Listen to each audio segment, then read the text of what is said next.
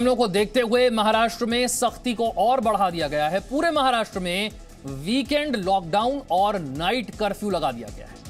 शाम 8 बजे से लेकर सुबह 7 बजे तक ये नाइट कर्फ्यू रहेगा। मॉल, रेस्टोरेंट, बार, थिएटर ये बंद रहेंगे। पार्सल सेवा जारी रहेगी। सरकारी कार्यालयों में 50% लोग ही काम कर पाएंगे। कोरोना के बढ़ते हुए मामले और इसकी वजह से महाराष्ट्र सरकार हर दिन नई पाबंदियां लगा रही है। पूरे महाराष्ट्र में वीकेंड लॉकडाउन रहेगा और नाइट कर्फ्यू भी लगा दिया गया है। शाम 8 बजे से लेकर सुबह 7 बजे तक ये नाइट कर्फ्यू रहेगा और मॉल, रेस्टोरेंट, बार, थिएटर ये सब बंद रहेंगे। पार्सल सेवा जारी रहेगी। सरकारी ऑफिसेज में 50% लोग काम कर पाएंगे। तो आइए आपको बताते हैं कैसे 93 दिनों में महाराष्ट्र में कोरोना विस्फोट हुआ और मामले 15 गुना से ज्यादा बढ़ गए हैं। शुरुआत हम 1 जनवरी से कर रहे हैं। 2021 1 जनवरी जब नए केसेस की संख्या 24 घंटे में आने वाले केसेस की संख्या 3509 थी। 22 फरवरी तक की पहुंच गई 6971। 4 मार्च को हो गई 9855। 11 मार्च को यह आंकड़ा 10,000 को पार कर 13,659 तक पहुंचा। 20 मार्च को 27,126। 28 मार्च को 40,414। 4 अप्रैल को ये मामले रिकॉर्ड स्तर पर हैं। 57,074 मामले अकेले महाराष्ट्र में। तो इसलिए अब कोरोना रोकने के लिए महाराष्ट्र में सख्ती को बढ़ा दिया गया है। क्या किया गया है, क्या कदम सरकार उठा रही है, एक बार फिर से आपको बता देते हैं। सबसे पहला कदम तो यह कि वीकेंड लॉकडाउन लगा दिया गया, यानी शनिवार रविवार के दिन लॉकडाउन रहेगा। इसके अलावा नाइट कर्फ्यू है, रात 8 बजे से सुबह 7 बजे तक। धारा 144 लागू कर दी गई। इसके अलावा मॉल, रेस्टोरेंट, बार ये बंद रहेंगे। थिएटर और पार्क भी बंद कर दिए गए। सरकारी दफ्तरों में 50% कर्मचारी ही आएंगे ताकि डिस्टेंसिंग को मेंटेन किया जा सके।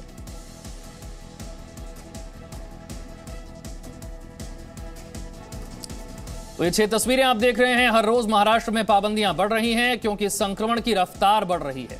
ऐसे में महाराष्ट्र वालों को कोरोना संक्रमण से बचाने के लिए सरकार ने और पाबंदियों की लिस्ट जारी कर दी है, जिसमें वीकेंड लॉकडाउन है, नाइट कर्फ्यू है, धारा 144 है, मॉल, रेस्टोरेंट, बार को बंद कर दिया गया है, थिएटर और पार्क भी बंद रहेंगे।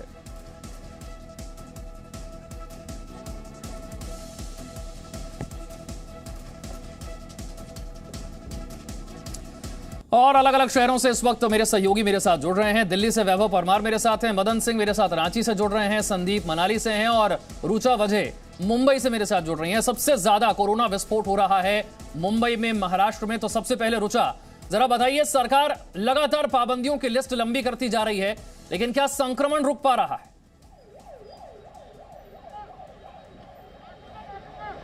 अभी देखा जाए तो कल ही ये ऐलान किया है, ब्रेक द चेक, ये नया ऐलान अभी मुख्यमंत्री उद्धव ठाकरे जी ने किया है, जिसपे लॉकडाउन तो नहीं हुआ लेकिन कड़क नियम जारी किए हैं, जो कि लॉकडाउन की ही याद दिला रहे हैं। देखा जाए तो आज रात 8 बजे से ही मॉल, थिएटर, बाकी सब आस्थापनाएं, धार्मिक स्थल ये सब बंद हो जाएंगे पूरी तरीके से। सिर्फ पार्सल सेवा शुरू रहेगी।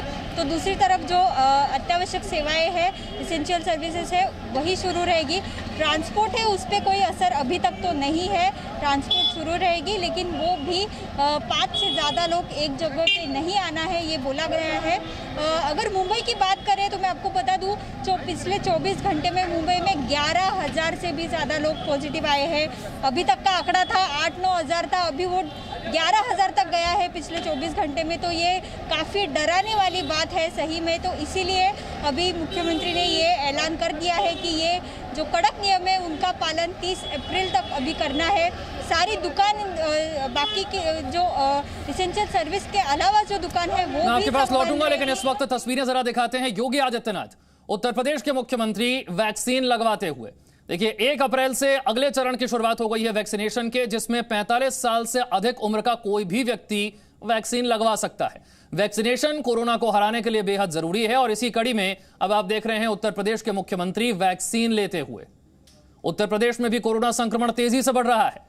कल ही उत्तर प्रदेश की सरकार की ओर से नई गाइडलाइंस जारी की गई हैं और यह तस्वीर देखिए, वैक्सीन लग रही है। इससे पहले आपने प्रधानमंत्री मोदी को वैक्सीन लगवाते देखा, केंद्र सरकार के कई मंत्रियों को, मुख्यमंत्रियों को वैक्सीन लगवाते देखा। अब बारी है उत्तर प्रदेश के मुख्यमंत्री योगी आदित्यनाथ की।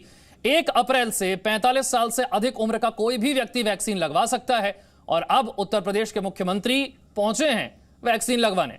हम जानते हैं, हम बेसब्री से इंतजार कर रहे थे कि वैक्सीन कब आएगी। 16 जनवरी से देश में वैक्सीनेशन शुरू हो गया, उसे अलग अलग फेजेस में बांटा गया। पहले हेल्थ वर्कर्स को, फ्रंटलाइन वर्कर्स को वैक्सीन दी गई, इसके बाद बारी आई 60 साल से अधिक उम्र के लोगों की, और उसके बाद बारी आई 45 साल से अधिक उम्र के लोगों की। 1 अप्रैल से अगला चरण वैक्सीनेशन का शुरू हो गया। आज तारीख है 5 अप्रैल और बिना समय गंवाते हुए उत्तर प्रदेश के मुख्यमंत्री वैक्सीनेशन के लिए पहुंचे हैं। ये तस्वीरें इस लिहाज से भी अहम है क्योंकि अब भी हमारे देश में कई लोग वैक्सीन लगवाने से डर रहे हैं। वैक्सीन को लेकर उनके मन में तरह तरह की आशंकाएं हैं, डर हैं, भ्रम हैं। और जब नेता, खासतौर से मुख्यमंत्री या प्रधानमंत्री जैसे बड़े नेता जब वैक्सीन लगवाने के लिए पहुंचते हैं तो लोगों के मन में एक बार फिर विश्वास जागता है कि हमारी वैक्सीन पूरी तरह से सुरक्षित है, सेफ है और वैक्सीनेशन ही एक जरिया है जिसके जरिए हम कोरोना को हरा सकते हैं। याद कीजिए पिछला साल जब हम मास्क लगा रहे थे, डिस्टेंसिंग कर रहे थे और सोच रहे थे कि वैक्सीन कब आएगी। अब जब वैक्सीन आ चुकी है तो वो रफ्तार नहीं पकड़ पा रही है वैक्सीनेशन का प्रोसेस, क्योंकि अब भी हमारे देश में कई लोगों को वैक्सीन लगवाने से डर लग रहा है। इस डर को दूर करना जरूरी है, तभी कोरोना को हम हरा पाएंगे। उत्तर प्रदेश के मुख्यमंत्री, वैक्सीन उन्हें लग गई है, इस बात का प्रमाण उन्हें दिया जा रहा है। ये तस्वीर आप देख रहे हैं, उत्तर प्रदेश के मुख्यमंत्री योगी आदित्यनाथ वैक्सीन का पहला डोज लेते हुए। 1 अप्रैल से अगले चरण की शुरुआत हो गई वैक्सीनेशन के, जहां 45 साल से अधिक उम्र का कोई भी व्यक्ति वैक्सीन लगवा सकता है। और योगी आदित्यनाथ भी समय ना गंवाते हुए वैक्सीनेशन के लिए पहुंच गए हैं। पहला डोज वैक्सीन का उन्होंने ले लिया है। वैक्सीन के पहले डोज के बाद अक्सर आपको इस तरह का एक प्रमाण पत्र दिया जाता है जिसमें कि वैक्सीन कौन सी लगाई गई, क्या तारीख है, इसी के साथ साथ अगली तारीख जब आपको आना है दूसरी डोज लेने के लिए, ये सारी जानकारियां आपको दे दी जाती है। इससे पहले आप कोविन पर रजिस्ट्रेशन भी करवा सकते हैं। कई राज्यों में बिना रजिस्ट्रेशन के भी आप अगर पहुंच जाएं, वैक्सीन आपको लगवा दी जाती है। लखनऊ के डॉक्टर श्यामा प्रसाद मुखर्जी सिविल अस्पताल में योगी आदित्यनाथ, मुख्यमंत्री उत्तर प्रदेश के, उत्तर प्रदेश की सरकार ने कोरोना को देखते हुए सख्ती की, पाबंदियों की एक नई लिस्ट भी जारी की है और लोगों में वैक्सीन को लेकर विश्वास जगाने के लिए मुख्यमंत्री खुद पहुंचे हैं वैक्सीन की पहली डोज लेने के लिए लखनऊ के अस्पताल में योगी आदित्यनाथ। लेकिन देश भर में किस तरह से मामले बढ़ रहे हैं और उसे देखते हुए अलग अलग राज्य सरकारें मजबूर हो रही हैं पिछले साल की तरह पाबंदियों की लिस्ट लंबी करनी पड़ रही है, क्योंकि लोग डिस्टेंसिंग और मास्क का पालन नहीं कर रहे हैं, भीड़ लगा रहे हैं, संक्रमण बढ़ रहा है और मामले हर रोज नया रिकॉर्ड बना रहे हैं। टेस्टिंग की रफ्तार भी बढ़ाई जा रही है और कोशिश हो रही है कि वैक्सीनेशन की प्रक्रिया को भी और तेज किया जाए ताकि ज्यादा से ज्यादा लोगों को वैक्सीन दी जा सके। दिल्ली का रुख करते हैं, मेरे साथ वैभव परमार मेरे सहयोगी हैं। वैभव, मुंबई की हालत तो बहुत खराब है लेकिन दिल्ली भी उसी राह पर आगे बढ़ती हुई नजर आ रही है। दिल्ली में किस तरह की पाबंदियां हैं, क्योंकि मुख्यमंत्री कह चुके हैं लॉकडाउन तो नहीं लगेगा। जी बिल्कुल विशाल, देखिए दिल्ली में भी जो कोरोना है वो बेकाबू होता जा रहा है। बीते 24 घंटों की मैं बात करूं तो दिल्ली में 4033 नए कोरोना के मामले दर्ज हुए हैं और मौतें हैं जो लगातार, उस मौतों का आंकड़ा भी अभी तक कम बना हुआ था वो भी ज़्यादा होती जा रही है। 21 मौतें हो चुकी हैं बीते 24 घंटे के दौरान। जो बीते 2 दिनों से 3500 से ज़्यादा मामले आ रहे थे उसमें अचानक बीते 24 घंटों में उछाल आया, जो एक डराने वाली बात है। दिल्ली सरकार जो है लगातार इस मैं उपलब्ध कराने के लिए आदरणीय प्रधानमंत्री जी का, केंद्रीय स्वास्थ्य मंत्रालय का हृदय से आभार व्यक्त करता हूं। देश के वैज्ञानिकों का अभिनंदन करता हूं। क्या करते हो चूतियापन का। देश के वैज्ञानिकों का अभिनंदन, प्रधानमंत्री का, केंद्रीय स्वास्थ्य मंत्रालय का आभार जताते हुए योगी आदित्यनाथ आज वैक्सीन की पहली डोज उन्होंने ली। एक बार फिर से दिल्ली चलते हैं, वैभव परमार का रुख करते हैं। वैभव, अपनी बात पूरी कीजिए।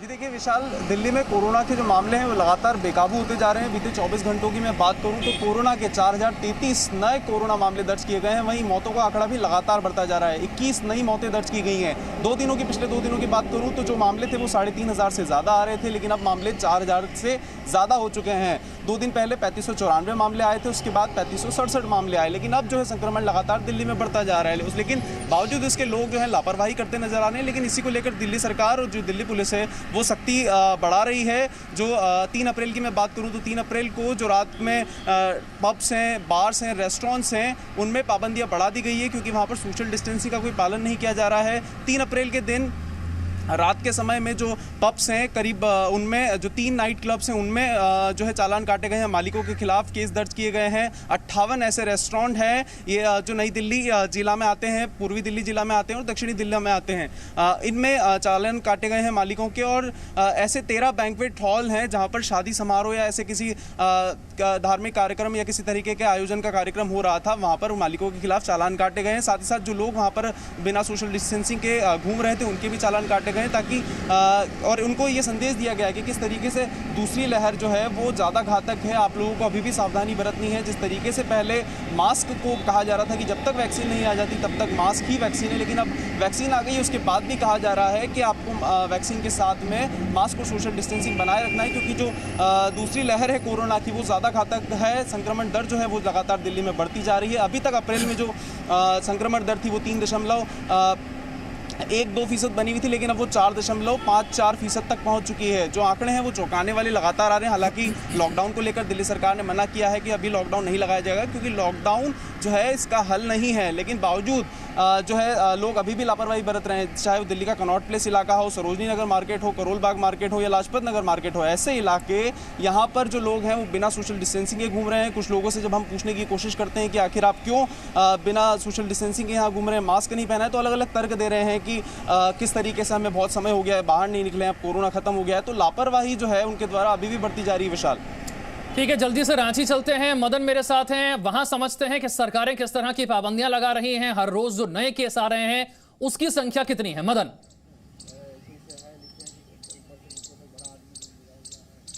जी बिल्कुल, देखिए झारखंड में भी कोरोना संक्रमण की रफ्तार जो है वो काफी तेज हो चुकी है। पिछले एक महीने की अगर हम बात करें तो 10 गुना अधिक जो है संक्रमण की रफ्तार बढ़ चुकी है। अगर प्रतिदिन की बात करें तो लगभग 900 के करीब जो है पूरे राज्य में संक्रमण का रफ्तार जो है वो बढ़ चुका है और आंकड़े आ रहे हैं। ऐसे में सबसे अगर संक्रमित जिले की बात करें तो राजधानी रांची है और दूसरे स्थान पर राज्य में जो है वो जमशेदपुर शहर है।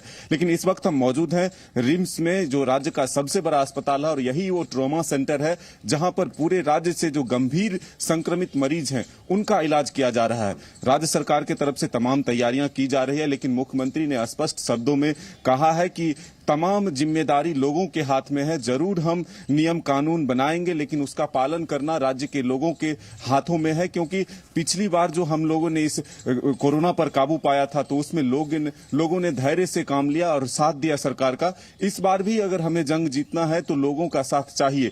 लेकिन कल एक महत्वपूर्ण बैठक होनी है, मुख्यमंत्री की अध्यक्षता में राज्य आपदा प्रबंधन प्राधिकरण की बैठक होगी। जो पड़ोसी राज्यों ने कई फैसले लिए हैं उसको देखते हुए सरकार यहां भी कुछ सख्त कदम उठा सकते हैं। कुछ जो छूट दी गई है उसे वापस लिया जा सकता है। तो राज्य में स्वास्थ्य सुविधाएं जो है जरूर बढ़ाई जा रही है, वैक्सीनेशन जरूर हो रहा है, लेकिन मुख्यमंत्री का साफ तौर पर कहना है कि वैक्सीनेशन भी है, संक्रमण भी है। ऐसे में लोगों को बचकर रहना होगा, बिना काम के घर से ना निकले, बच्चों को बुजुर्गों को घर में सुरक्षित रखें ताकि उन पर संक्रमण का जो खतरा अधिक होता है उससे बचा जा सके। तो ऐसे में सरकारें जो है पूरी व्यवस्था जरूर कर रही है, लेकिन लोगों के हाथों में ही है संक्रमण पर काबू पाना। लोग अगर साथ नहीं देंगे तो कोरोना को हराना संभव नहीं होगा। जल्दी से रुक कर लेते हैं मनाली का। संदीप मेरे साथ हैं। संदीप, वहां पर टेस्टिंग को लेकर, वैक्सीनेशन को लेकर किस तरह से तेजी लाई जा रही है और सरकार की तरफ से नई लिस्ट, नए निर्देश कोरोना को ना फैलने के लिए क्या दिए गए? विशाल, देखिए जिस तरीके से हिमाचल प्रदेश में कोरोना के मामले बढ़ते जा रहे हैं तो सरकार के लिए सबसे बड़ी चुनौती ये बन गई है कि एक्टिव केस को ढूंढना जो है वो बेहद जरूरी बन गया है, जिसके तहत जो है वो टेस्टिंग बढ़ा दी गई है। इस वक्त अगर हिमाचल प्रदेश के तमाम 12 जिला की बात कर लें तो 404 मामले जो है पिछले 24 घंटों में आ चुके हैं। 10 लोगों की मौत जो है कोरोना के कारण हो भी चुकी है और कहीं ना कहीं लोगों का ठीक होना भी जो है वो बदस्तूर जारी है। लेकिन दूसरी तरफ बढ़ते मामले जो है फिलहाल हिमाचल प्रदेश के लिए घातक इसलिए साबित होंगे क्योंकि इस वक्त जो है अप्रैल महीने से समर सीजन की शुरुआत होती है और एक बड़ी तादाद में सैलानी जो है यहाँ पर पहुंचते हैं। जिस तरीके से हमारे सहयोगी मुंबई से बता रहे थे, दिल्ली से बता रहे थे कि बड़े नंबर जो है कोरोना के वहां पर आ रहे हैं और ये वो राज्य हैं जहां से बड़ी तादाद में सैलानी हिमाचल प्रदेश पहुंचते हैं। और इस वक्त अगर साफ तौर पे कहें तो सबसे बड़ा आर्थिकी का सोर्स जो है वो पर्यटन का क्षेत्र है और पर्यटन के क्षेत्र को जो है सुचारू रूप से रखने के लिए कहीं ना कहीं सरकार को जो है काफी बड़ी प्लानिंग करनी होगी, क्योंकि टेस्टिंग जिस तरीके से बढ़ती जा रही है, रैंडम सैंपलिंग के जरिए जो है काफी बड़े नंबर्स कोरोना के सामने आ रहे हैं। तो ऐसे में पर्यटन को सुरक्षित रखना है, लोगों को सुरक्षित रखना है और हिमाचल प्रदेश को भी सुरक्षित रखना जो सरकार की जिम्मेवारी जो है वो कहीं ना कहीं रहेगी। और ऐसे में बड़े आला अधिकारियों के साथ जो है मुख्यमंत्री पिछले कुछ दिनों में देखे गए हैं कि किस तरीके से जो है वो कोरोना को लेकर जो है वो तमाम विभाग तैयार हैं। तो ऐसे में लोगों के लिए जो है कहीं ना कहीं सरकार लगातार ये कोशिश कर रही है कि लोग जो है कोरोना के संक्रमण से बचने के लिए कोविड-19 के तमाम नियमों के पालन करें। लेकिन हमने पिछले कुछ दिनों पहले भी मनाली की वो तस्वीर दिखाई थी जहां पर लापरवाही की जो तस्वीर देखकर आप समझ सकते हैं कि लोग किस तरीके से लापरवाह हो चुके हैं कि बिना मास्क के पब्लिक प्लेसेस में घूम रहे हैं, टूरिस्ट बिना मास्क के पब्लिक प्लेसेस पर घूम रहे हैं, चाहे संस्थान हो, सरकारी संस्थान हो, वहां पर ही इसी तरीके की तस्वीर जो है वो देखी जा रही है। अगर इस तरीके की तस्वीर की रोकथाम नहीं की गई तो आने वाले समय में जो है हिमाचल प्रदेश में जो है नंबर्स जिस तरीके से बढ़ रहे हैं तो काफी असर इसका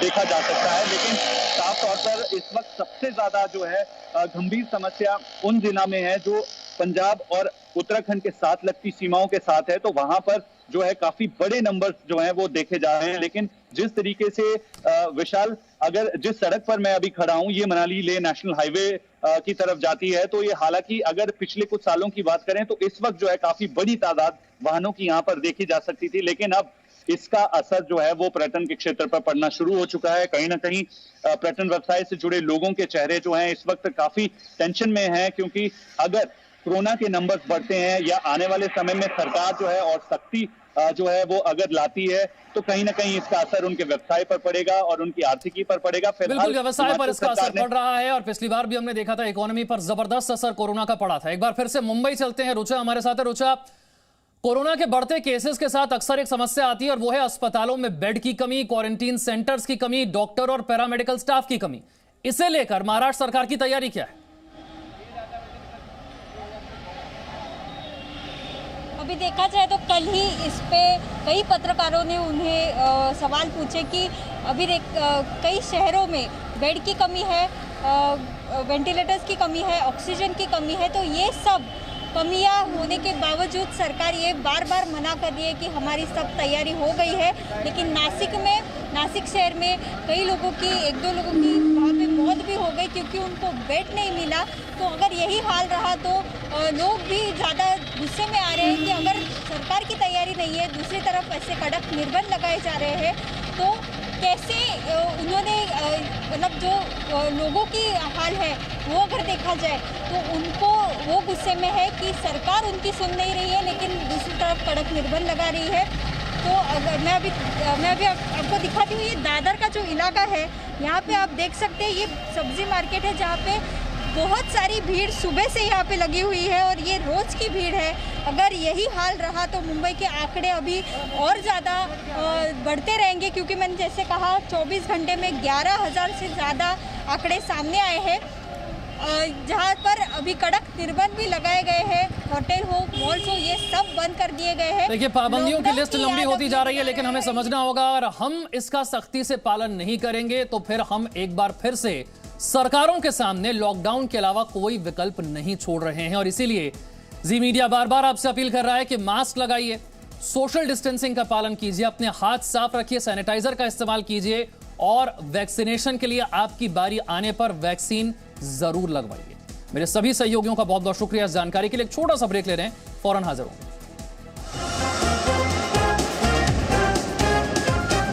Presenting B News app available on Google Play and App Store. Download it now.